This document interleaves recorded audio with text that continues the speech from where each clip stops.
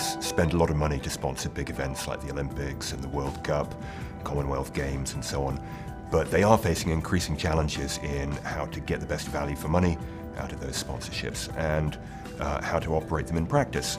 For instance, increasingly there is a large amount of clutter, brand clutter around events. In the Summer Olympics in 2012, there were over 50 official sponsors and suppliers. That makes it quite difficult for a sponsor to get cut through.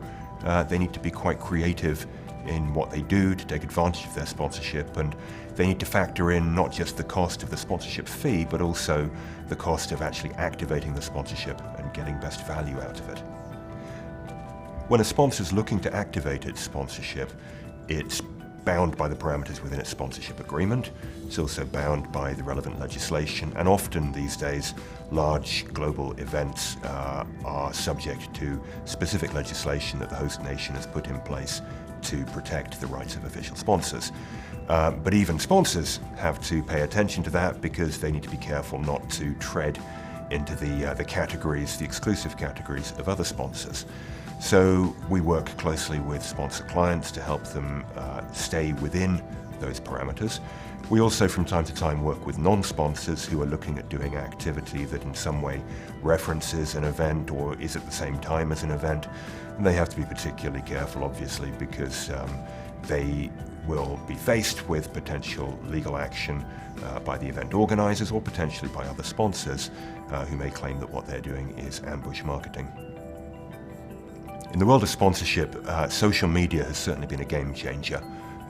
It's meant that where something happens, it can very quickly be broadcast around the world virally without a lot of spend on the part of the sponsor, or indeed, if it's a non-sponsor, without a lot of spend on their part. So it's meant that brands and organizers have to be really reactive.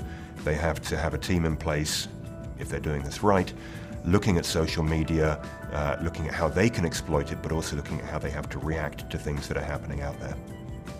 Increasingly with global events, the host nation will have put in place specific legislation protecting the brand of the event and protecting the rights of official sponsors. And that means it's a much more regulated environment than you would find outside the host nation. So you'll have exclusion zones typically around stadia and event venues. You'll have, in some cases, specific legislation around so-called association rights, where a brand associates itself either directly or indirectly with the event. Those rights tend not to be extraterritorial. That means they're not enforceable outside the host nation, and that means within the host nation, brands, be they sponsors or non-sponsors, have to be much more careful about what they're doing. Osborne Clarke is one of the few firms in the UK, indeed in Europe, that has a dedicated team focusing purely on advertising, marketing and sponsorship issues.